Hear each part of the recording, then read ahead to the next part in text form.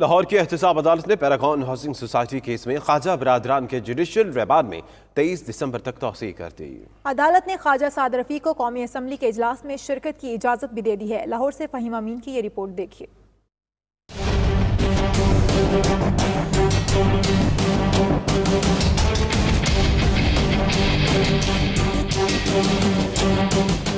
Paragon housing scandal case کی سماعت احتساب عدالت کے جج جواد الحسن نے کی۔ دوران سماعت رہنما نون لیگ خواجہ سعد رفیق نے پیشی پر پولیس کے ہتک آمیز رویے کی شکایت کر دی۔ کہتے ہیں اوپن کورٹ میں ٹرائل کی کارروائی سننا ہر شخص کا بنیادی حق ہے، لیکن ہمارے کیس میں کورٹ رپورٹرز کو عدالت میں نہیں آنے دیا جا رہا۔ میرے کیس میں عوام سے حقائق چھپائے جا رہے ہیں۔ پولیس کی جانب سے ہر پیشی پر وکلاء، رپورٹرز اور سائلین کو کمرہ عدالت میں آنے سے روکا جاتا ہے۔ سعد رفیق کی شکایت پر معزز جج جواد الحسن نے ایس پی سیکیورٹی کو طلب کر لیا اور پولیس کو ایسے اقدامات سے روکنے کی ہدایت کر دی۔ معزز جج نے ریمارکس دی کہ اگر آپ سیکیورٹی نہیں کر سکتے تو میں یہاں رینجرز بلوا لوں گا۔ عدالت نے خواجہ سعد رفیق کو قومی اسمبلی اجلاس میں شرکت کی اجازت بھی دے دی۔